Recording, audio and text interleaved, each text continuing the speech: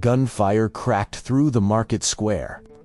Sand burst into the air, and men scattered like startled crows. Someone shouted orders, others screamed. In the middle of that chaos, she stood, shackled, silent. They were selling her while bullets still flew. The auctioneer's voice cut through the noise. $3. $3 for the captive. He waved his hand like he was selling grain, not a living soul. I ducked behind a broken wagon, rifle in hand, trying to make sense of the madness. Smoke curled through the air, and through it, I saw her face calm, unflinching, proud. She was covered in dust and blood, but her eyes, they were sharper than the blade at my hip. A soldier grabbed her by the arm, yanking her toward the platform. She didn't resist. She just looked at him and said, loud enough for everyone to hear, "I'd rather die." That stopped everything. Even the gunfire seemed to hold its breath. The crowd hesitated, afraid, maybe ashamed. I don't know what made me do it. My boots moved before my mind did. I stepped into the open, raised my voice above the chaos. $3, I said. Heads turned. The auctioneer froze, disbelief painted on his face. Sold, he barked, maybe afraid I'd change my mind. They shoved her toward me. The chain clattered in my hand, cold and heavy. She looked at me with fire in her eyes. "You think you own me?" "No," I said. "I think I just bought you time to live." We didn't run, we walked. Past the broken wagons, past the men too shocked to stop us. The war-torn camp burned behind us, the smell of smoke following like a curse. By dusk, we were miles from that place.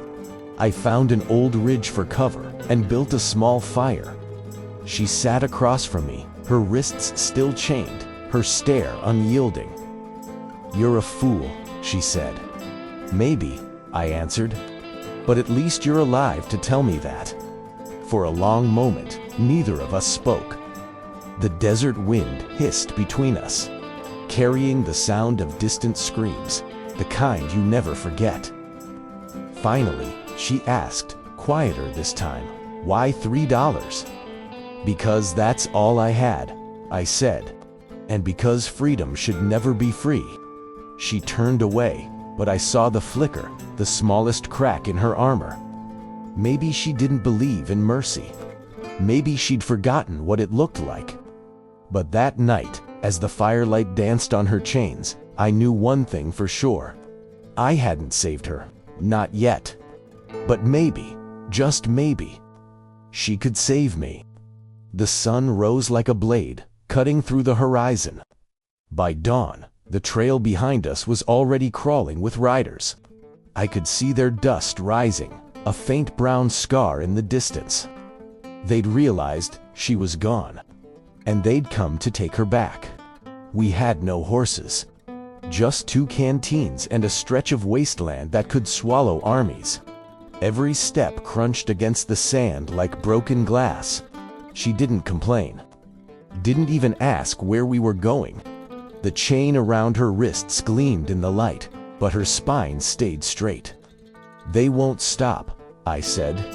"I know," she replied. Her voice was calm, too calm. "You sound almost ready for them." "I've been running my whole life," she said. "If they catch me again, I'll make them regret it."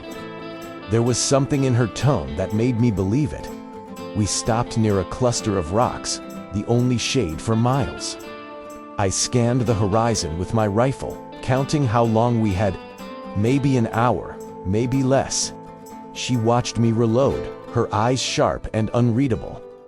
"You're a soldier," she said. "Was," I answered. "Then why save me? You should know mercy gets men killed." "Maybe I've already died once," I said quietly. The wind howled through the rocks, carrying the sound of hooves. Closer now, too close. I dropped flat against the sand, motioning for her to do the same. She didn't hesitate. For a heartbeat, we lay there, breathing dust and silence. Then, the first rider appeared, a black silhouette against the sun. He was scouting ahead, his rifle glinting. I aimed slow, steady. My finger tightened. A single shot cracked through the stillness. The man fell. His horse bolted into the horizon. She turned her head toward me, not afraid, just studying me like I was a puzzle. "Do you regret it?" she asked. "No." "Then you're not as broken as you think. The others would come soon, maybe 5, maybe 10. We couldn't fight them all." I unchained her wrists with my knife. The metal snapped, the sound sharp as thunder in the silence. She rubbed the raw skin, eyes wide with disbelief. "Don't thank me," I said. "You'll need both hands where we're going." She didn't smile, but her jaw tightened, determination replacing anger. "Then stop talking," she said. "Let's survive." We ran. Sand tore at our boots, the wind screaming behind us. Bullets started to echo in the distance, wild, desperate shots. One hit the rock beside me, sending shards into my arm. I didn't stop. Neither did she. We dove behind a ridge just as another shot rang out. The bullet missed by inches. She looked at me, chest heaving, eyes blazing with fire. "If this is your idea of saving me," she said, "you're terrible at it." I laughed, the first laugh I'd had in months. "You're welcome anyway." The riders' voices grew louder. The desert had become a hunting ground, and we were the prey. But for the first time, I wasn't running from my past. I was running with it. We reached the ruins by sunset. The desert swallowed the last light, painting the world in rust and shadow. What used to be a caravan station now stood half buried in sand. Stone walls leaning like old bones. A broken well yawning in the center. "This place is dead," she said, scanning the ruins. "Then we'll fit right in," I answered. We slipped inside, moving between collapsed arches and shattered jars. The silence was thick, but not peaceful, the kind of silence that hides danger. I checked the corners, loaded my last 2 bullets, and handed her a knife. She weighed it in her palm like it was an old friend. "You trust me with this?" she asked. "If I didn't, you'd already have it," I said. A faint smile touched her lips, the first one I'd seen. We waited. The wind carried the echo of hoofs. They were close now, maybe minutes away. I could feel the tension in my chest, the slow rhythm of a heart that had survived too much. She crouched beside me, eyes fixed on the ridge beyond the ruins. "How many?" "6, I said. "Maybe 7? "That's too many. That's what makes it fair." We set the trap together. I tied one of the broken lanterns near the doorway, rigged with gunpowder from a cracked cartridge. She spread sand over our tracks and found a position near the well. Watching her move quiet, precise, I realized she'd been through this before. This wasn't fear. It was instinct. When the first horseman entered the ruins, the lantern flickered, then exploded. The blast threw sand and smoke into the air. I fired twice, hit one man in the chest, another in the leg. The rest shouted, blind in the dust. She moved like lightning, slipping behind one of them and driving the knife home, silent and clean. Gunfire echoed through the night. Sparks lit the walls. My ears rang, and for a moment, I thought the world was ending again, just like before. Then it was quiet. She stood over one of the fallen men, breathing hard, blood streaked across her arm. I lowered my gun, the last shell spent. "You okay?" I asked. She nodded, though her hands trembled. Still standing, we dragged the bodies outside and covered them with sand. The stars were burning bright above us, cold, indifferent witnesses. When it was over, she sank to the ground beside the broken well. I joined her. The silence that followed wasn't empty anymore. It was heavy, alive with things unsaid. She looked at me. "You didn't have to stay and fight." "I know." "Then why did you?" "Because running only works if you've got something left to run for." For a long time, she said nothing. Then she whispered, barely audible, "My name is Katari." It was the first time she'd told me. I didn't answer, not yet. But for the first time since the war, I felt something break open inside me, something dangerously close to hope. The desert stretched forever. 3 days without shade, 2 without food. The sun didn't rise, it hunted us. Every grain of sand felt like a burning nail driven into our skin. The air shimmered, heavy and cruel. Katari walked ahead, silent, steady. Her feet bled through the worn leather of her boots, but she didn't slow down. Not once. She never asked how far, never looked back. I tried to keep up, my canteen already empty. Each swallow of air felt like swallowing fire. At dusk, we stopped near a cluster of jagged rocks, the only thing between us and the endless horizon. I dropped my pack, my body shaking. She didn't sit. She just looked east, toward the dying light. "They'll stop following us soon," I said. "No," she answered. "Men like that don't stop. They only sleep." Her voice was dry as the wind, but I could hear the exhaustion behind it. I wanted to tell her to rest, but something in her eyes warned me not to. She didn't trust rest, maybe because rest had always betrayed her. I tore a strip from my sleeve, dipped it in the last drops of water, and handed it to her. "Here," I said, "for your hands." She hesitated, then took it. "Why?" "Because you'll need them," I said. "We're not done yet." She stared at me for a moment, then nodded once. It wasn't gratitude, not yet, but it was close enough. That night, the wind carried whispers. Coyotes howled somewhere beyond the dunes. I couldn't sleep. My mind replayed the faces of the men we'd left buried in sand. When I looked over, Katari was awake too. She sat by the dying fire knife, resting on her knees. "Who were you before all this?" I asked. She didn't answer right away. The flames danced across her face, tired, proud, beautiful in a way that had nothing to do with softness. "I was a daughter," she said finally.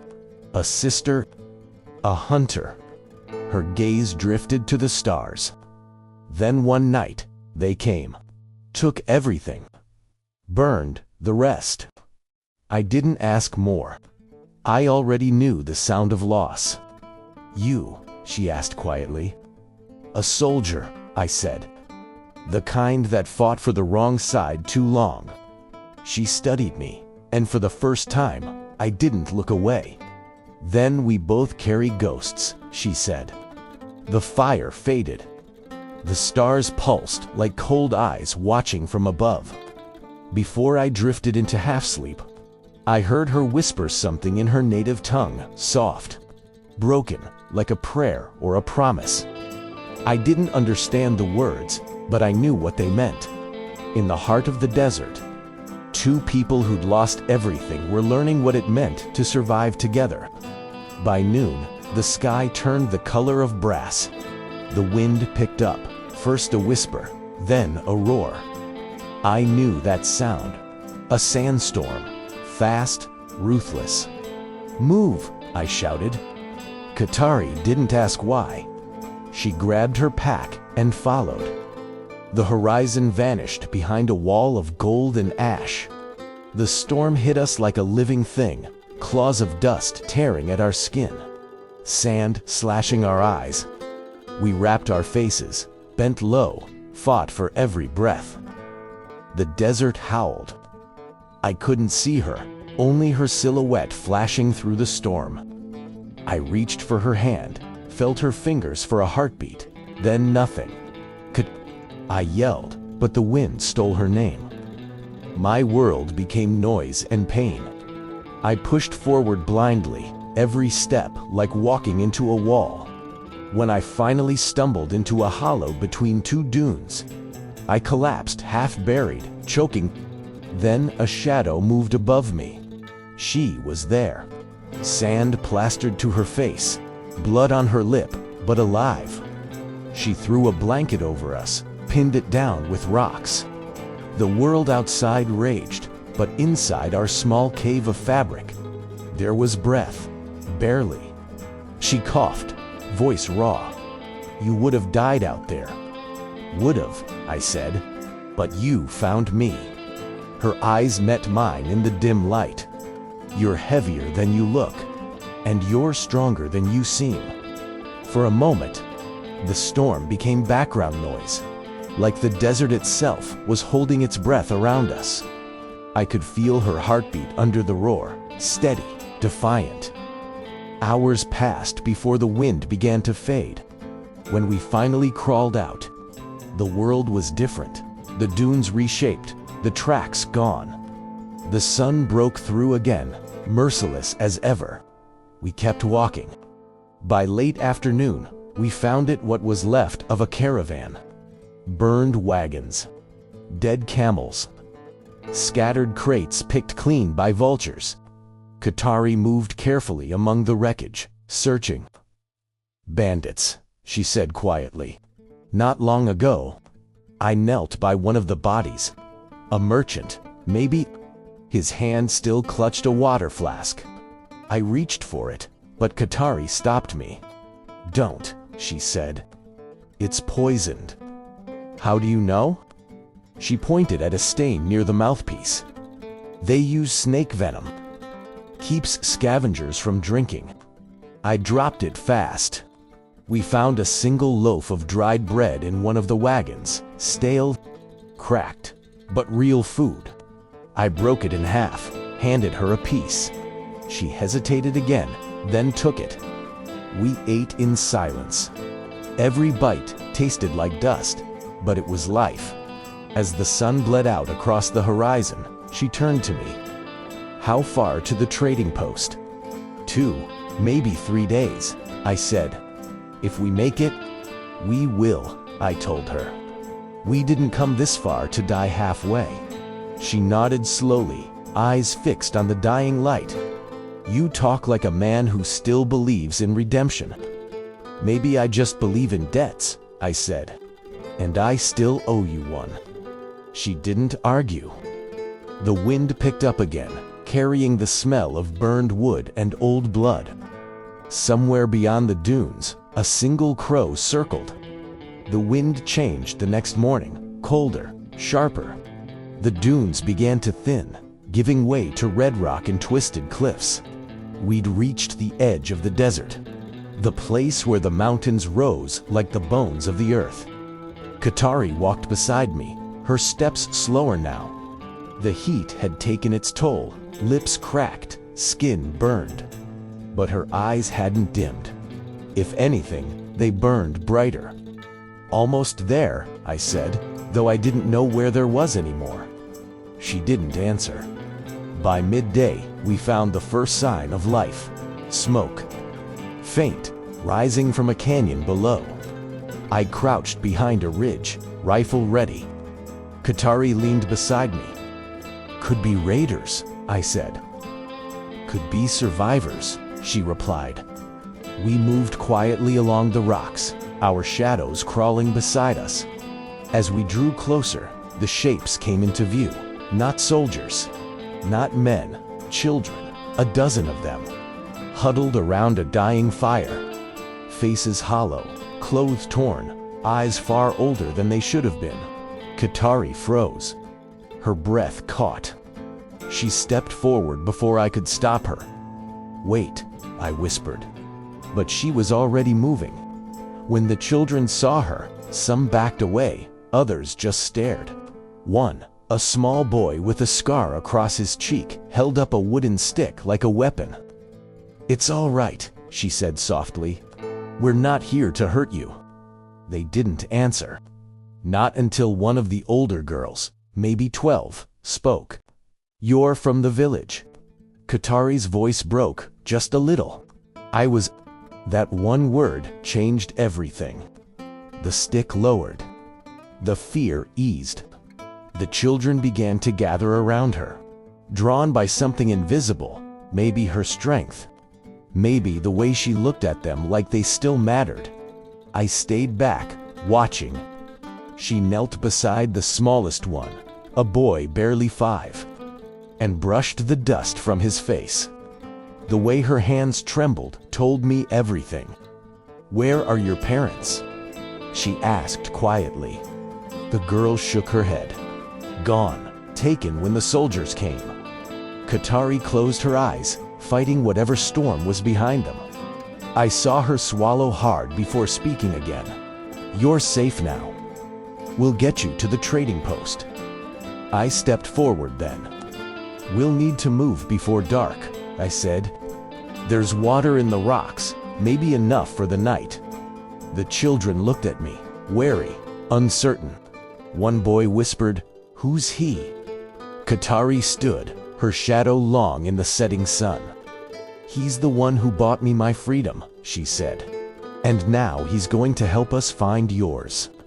I didn't deserve the words, but I didn't argue. The truth was simpler. I didn't save her. She'd saved herself, and now she was saving them. As the night fell, we gathered the children near the fire.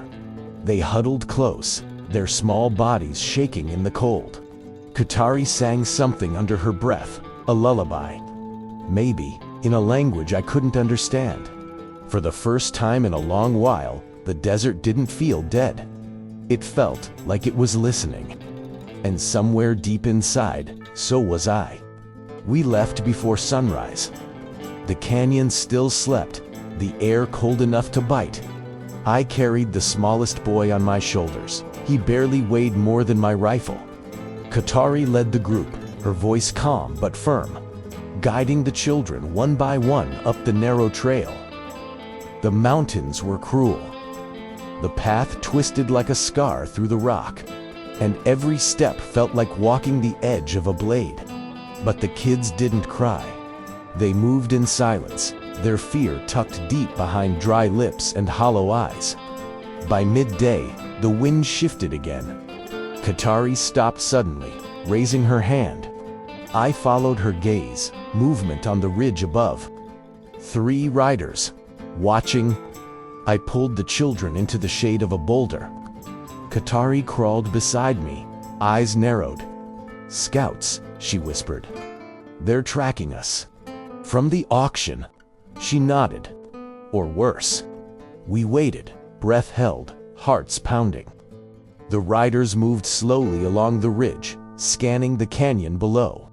One dismounted, studying the sand. My pulse thudded in my ears. If they saw us, it was over. Katari's hand brushed mine, not in fear, but warning. She shook her head. Not yet. Minutes stretched like hours. Finally, the riders turned and disappeared over the rise. We stayed still until the sound of hooves faded. When I finally exhaled, my chest ached from holding it. "Move," Katari said. "Fast." We pushed onward. The trail climbed higher, the rocks sharper underfoot. The children stumbled, but Katari never stopped encouraging them. When one fell, she lifted him. When another began to cry, she pressed his hand against her chest and whispered, "Hear that? That's a heart still fighting. Keep yours doing the same." I watched her and realized I'd never seen anyone lead like that. Not with power, with purpose. By evening, clouds gathered, thick and gray. A storm was coming, the kind that turns the mountains into rivers. We found a shallow cave just as the rain began to fall. I got the fire going with the last of our kindling. smoke curling against the cold stone walls. The children huddled around it, half asleep, half dreaming. Katari sat across from me, hair damp, face streaked with dirt and rain. "They'll keep hunting us," I said. "I know. They won't stop just because we have children." She looked into the flames. "Then we won't stop either." For a long while, the only sound was rain. Then she said, "When I was taken, I swore no one would ever own me again. But freedom means nothing if it's just mine." Her words hung in the air, heavy and true. Outside, thunder rolled over the mountains. Inside, the fire burned small but stubborn. The children slept. And for the first time since the war, I wasn't thinking about how to survive. I was thinking about what it meant to deserve it. We reached the ridge at dawn. The rain had passed, but the mountains still bled mist from their wounds. Below us stretched a valley wide, silent, and somewhere beyond it, the trading post, safety, or something close to it. Katari stood beside me, cloak torn, eyes fixed on the horizon. The children huddled near the rocks, too tired to move.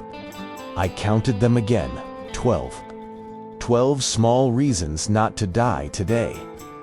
Then I heard it, the sound I'd feared since the desert hooves, distant, echoing up the trail like thunder on stone. Katari turned to me. She didn't need to speak. We both knew. They'd found us. I scanned the ridge. "We'll never outrun them here." "Then we don't run," she said. Her voice was steel. I saw in her what the auctioneer never did, a warrior. Born not of vengeance, but of necessity. We moved fast. I sent the children with the oldest girl, Mira, down the narrow ravine behind the rocks. "Follow the stream," I told her. "Don't stop until the sun sets. We'll find you." She nodded, tears streaking her face, but didn't argue. Children who've seen war don't waste time with questions. When the last of them disappeared into the canyon, Katari looked at me. "How many bullets?" "For enough," she said. The first riders appeared through the mist, 6 of them, rifles drawn. I felt my pulse slow, the way it always did before a fight. The world narrowed to movement and sound. The rhythm of breath, the click of the hammer, the beat between life and death. I fired first. The echo shattered the stillness. One man fell from his horse. The others spread wide, returning fire. Bullets sparked off the rocks, the air thick with dust and smoke. Katari moved beside me fast, deliberate. She grabbed a fallen stone and hurled it at one of the riders, knocking him from the saddle. Another bullet grazed her arm, tearing fabric and skin. She didn't flinch. She just reloaded my rifle and handed it back. "Shoot," she said. "I'll draw them in. Trust me." Before I could stop her, she was running, darting between the rocks, her figure a blur against the gray light. The riders turned their guns toward her, shouting. I aimed, fired twice more to clean hits. The third rider spun, crashed into the dirt. The last of them charged. I dropped behind the ridge, yanked my knife free. He came over the rise, rifle raised too slow. I caught him by the collar, drove the blade up beneath his ribs. His body jerked once, then stilled. Silence returned, heavy, absolute. Katari limped toward me, blood dark on her sleeve. "You're bleeding," I said. "So are you. Mine's not important."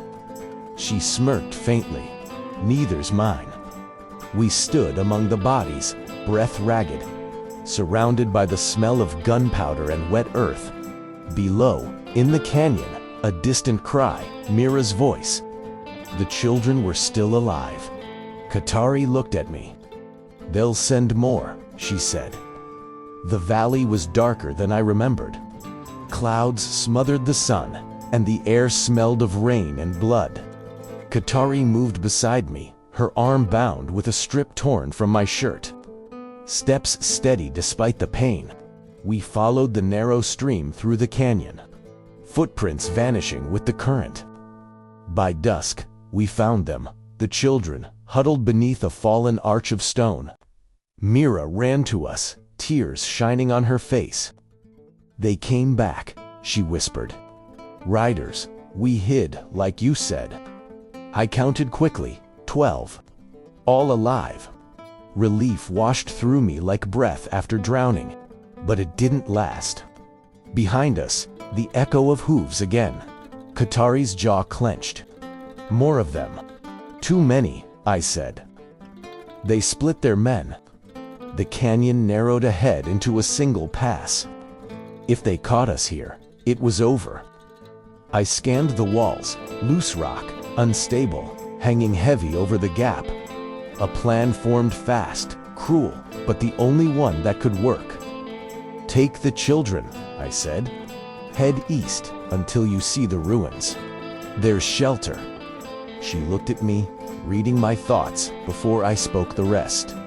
"No," she said. "Yes. You'll die here. Someone has to make sure they don't." Her eyes burned, anger, grief, everything she'd never said. "You don't get to decide that alone." "I'm not deciding," I said. "I'm buying time, like I did before." The sound of hooves grew louder, closer, 30 seconds away, maybe less. Katari grabbed my arm, her voice low and fierce. "You think you're the only one who can stand and fight? I think you're the only one they need to live." For a heartbeat, we just stood there to people who'd come from nothing, now holding everything that mattered. Then she nodded once, sharp and silent. "Don't miss," she said. "I never do." She turned, shouting orders to the children, her voice cutting through fear like a blade. I climbed the rocks above the pass, my hands slick with dust and sweat. The riders came into view, dark shapes against the dying light. When the first reached the narrowest point, I fired. The bullet struck the ridge above him, shattering the rock. The whole wall groaned, then broke. A cascade of stone thundered down, swallowing the path in a storm of dust and screams. I ducked behind a ledge as the canyon shook. The world blurred, sound, light, and smoke mixing into chaos. When it cleared, the pass was gone. So were the riders. I coughed, throat raw, body trembling. Katari's voice echoed faintly below. "Lucas." I tried to answer, but my lungs refused. The edge beneath me crumbled, and I slid down the slope, crashing hard into the sand. She was there in seconds, pulling me up, fury and fear tangled in her eyes. "Idiot," she hissed. "Worked, didn't it?" She pressed her forehead to mine, breath shaking. "Don't do that again." "I'll try," I said, though we both knew it was a lie. We reached the outpost at dawn. It rose from the desert like a scar, weathered walls of clay and wood. A flag torn to rags, the faint smell of smoke and trade. For the first time in weeks, I saw signs of life that didn't want to kill us. The guards at the gates stared when they saw us. 2 half-dead wanderers leading a line of 12 children. One of them raised his rifle. Katari stepped forward, voice firm. "We're not here to beg, just shelter and water." Something in her tone made them hesitate. Then an older man appeared, white beard, sunburned skin, eyes that had seen too many winters. He studied us for a long moment. "Bring them in," he said finally. "They look more like ghosts than trouble." Inside, the air was cooler. Merchants shouted over crates of grain and cloth. Traders haggled under the shade of canvas roofs. It should have felt like safety. Instead, it felt like memory, the kind that hides a knife behind a smile. The children were fed, washed, given a place to rest. Katari stayed with them, her hands never still, her eyes never softening. I watched from across the courtyard, leaning against a post. The old man approached me. "Your woman's got fire," he said. "She's not mine." He chuckled. "No one like her ever is." He poured water into a tin cup and handed it to me. "You brought them out of the wasteland. That makes you a good man." I took a sip. It burned going down to clean, to real. Good isn't what got us this far. His eyes narrowed. "You're being followed." I froze. "How do you know?" He nodded toward the gate. "Because I've seen that look before. Men who run from the desert don't come out clean. They come out hunted." The words settled heavy in my gut. I turned toward Katari. She must have felt it too, because she was already looking back, reading me like a mirror. Night fell fast. The children slept in the storeroom, wrapped in borrowed blankets. The post was quiet, but the silence didn't feel safe. I sat outside, cleaning my rifle, when Katari joined me. "They know," I said. "I figured," she replied. "Places like this survive by selling secrets. Then we should move before dawn." She shook her head. "They're too tired. They need a night without running." I wanted to argue, but I saw her hands trembling just enough to betray her exhaustion. She'd carried all of them this far, and she wasn't asking for rest for herself. I reached for my bag, pulling out the last bullet. The casing was dented, nearly useless, but I slipped it into the rifle anyway. "What are you doing?" she asked. "Preparing." "For what?" "For whoever's still following." She looked out toward the dunes, where the wind whispered like something alive. "You think they'll come?" "They always do." She was silent for a long moment. Then, softly, she said, "If they take me again, don't stop them. Save the children." I turned to her, anger sparking. "Don't say that." The first shot came before sunrise. A single crack tore through the silence, sharp, distant, but close enough to make the walls tremble. I was already awake. You don't survive this long by sleeping deeply. Katari was beside the children, blade in hand, eyes like cold fire. I met her gaze and didn't have to say a word. We both knew it had come. The desert had finally caught up. I pushed open the door and stepped into the gray light. Riders 6, maybe 7, cutting through the mist toward the outpost. The guards shouted, scrambling to lock the gate. But it was too late. These men weren't here to trade. "Get them inside," I yelled. The children scattered toward the storeroom, Mira pulling the smallest by the hand. Katari stayed beside me. Of course she did. The first rider broke through the fence. I fired once, the recoil kicking through my shoulder. He dropped. Another took his place. Bullets sparked off the clay walls. The outpost erupted into chaos screams. Smoke, the smell of gunpowder and dust. Katari moved like she'd been born for this. She struck one man from his horse, turned his own blade against him before he could scream. But there were too many. They came like shadows, relentless. We fell back toward the storeroom. The children huddled inside, silent. "They're almost through," I said. "Then we end it here," she replied. I looked at her, really looked. Blood streaked her face, but her eyes were steady. No fear, just resolve. "If one of us stays, the other can lead them out," I said. She frowned. "We're not doing that again. This time, it's not a choice." Outside, the door shook under another blow. I pressed the rifle into her hands. "You know the trail east. The ruins. Take them there."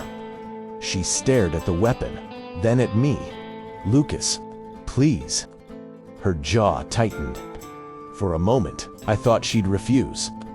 Then she nodded, slow and deliberate. Don't make this a sacrifice, she said. Make it mean something. I smiled, a broken thing, but real. Always do. She turned to the children. Quiet now, she whispered. Follow me. Don't look back. When the back wall gave way to the outside, she led them through the cracks, one by one, vanishing into the pale dawn. I waited until the last shadow disappeared, then reloaded the last bullet. The door burst open. The first man through didn't even see me. The shot echoed like thunder, then silence. I dropped the empty rifle, drew my knife, and met the second man head up. There's no poetry in dying.